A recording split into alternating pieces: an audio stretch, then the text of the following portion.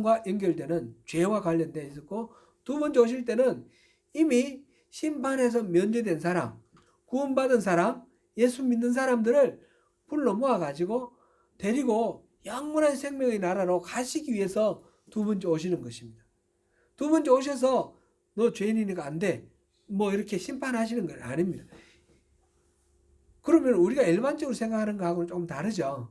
일반적으로 예수님 다시 오셨을 때 심판하고, 27절에서 분명히 죽은 후에 반드시 심판이 있다고 그랬습니다. 그죠?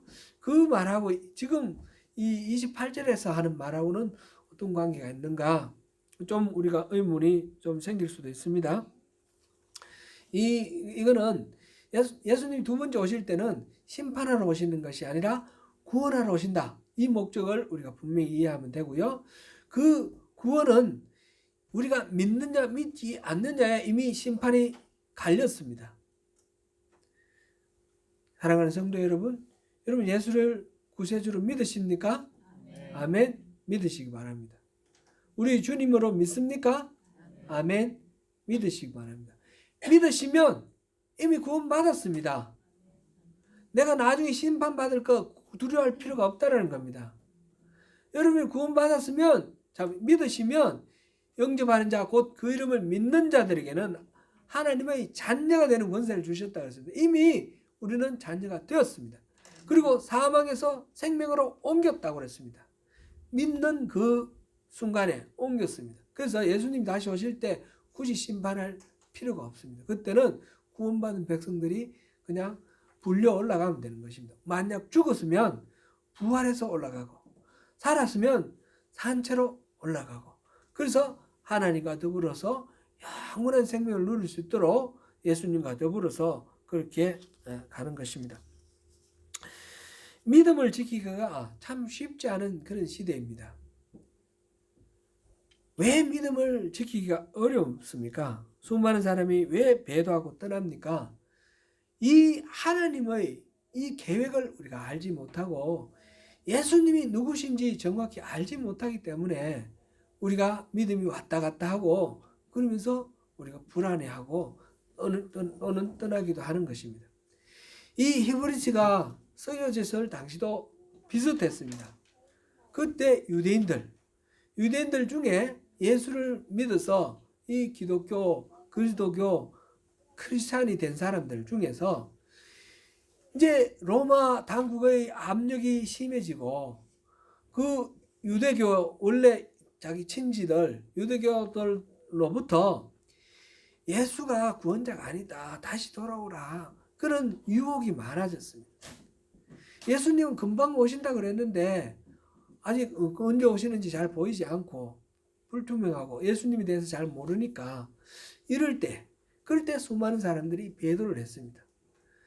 하나님 믿는 건 똑같은 것 같고 굳이 예수를 안 믿어도 될 것 같은데, 예수를 믿으면 사자밥되고 또는 십자가에서 달려 죽고 또 불태워 죽고 이런 고초를 당하는 거고, 예수를 안 믿고 그냥 하나님만 믿으면 아무 일 없단 말이죠. 그러니까 그렇게 돌아가는 거예요. 근데 이 히브리서 기자는 그게 아니라는 거죠. 그렇게 유대교로 돌아가면 전부 가짜고 그림자고 모델이고 유한하고 개혁이 올 때까지 잠정적인 조차로 머물러 있는 것 아닙니까? 예수님을 믿어야 이 완전한 제사로 완전한 구원, 영원한 속죄를 누리게 되는 것 아닙니까? 이거를 모르니까 자꾸 배도를 하는 거예요. 오늘날도 예수님이 누구신지를 알면 떠나지 않습니다. 그래서 예수님을 아는 것이 신앙의 핵심입니다. 예수님을 알고, 이 예수님이 어떤 분이신지 알고, 그렇게 되면 예수님이 우리를 향해서 베풀어 주신 그 사랑을 알게 됩니다. 이 십자가를 바라보면 우리 두 가지를 생각하라 했습니다. 뭡니까? 나의 죄와 하나님의 사랑. 내 죄가 예수님이 십자가에 달려 죽으실 만큼 그 죽을 죄를 지었다는 거죠. 우리는 그 죽을 죄인이라는 겁니다. 근데 그 우리의 죽을 죄를 예수님께서 대신 지시고 죽으심으로 우리는 용서받았습니다.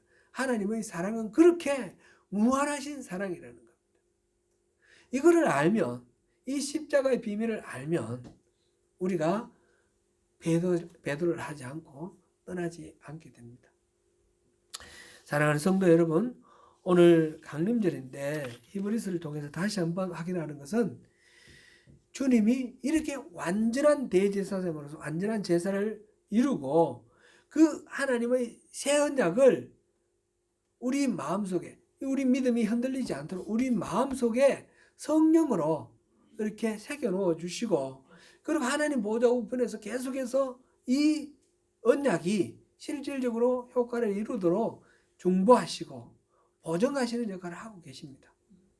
그리고 그것이 예수님이 다시 오시는 날 모든 것들이 완성되실 겁니다. 그거를 오늘 우리 본문을 통해서 다시 확인했습니다. 주님이 이미 베풀어 놓으신 사랑에 합당한 믿음을 가지면 되는 것입니다. 우리는 우리의 구원, 영원한 생명으로 인도하시기 위해 다시 오실 우리 주님을 기다리면서 살아있으면 살아있는 채로, 죽었으면 부활한 상태로 우리 주님과 함께 영원한 생명을 누리게 될 것입니다. 이것을 주님이 확실히 보장하는 것이 바로 새 언약입니다. 이 언약에서 떨어지지 말라고 성령님이 오셔서 우리 생각 속에, 우리 마음 속에 하나님의 법을 새겨 놓았습니다.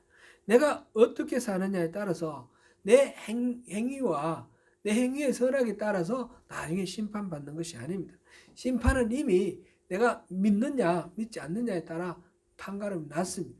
예수님이 다시 오실 때는 구원받은 하나님의 백성을 부르러 오십니다. 구원을 위해서 우리를 데리러 오십니다. 그 생명을 우리는 이미 얻었습니다.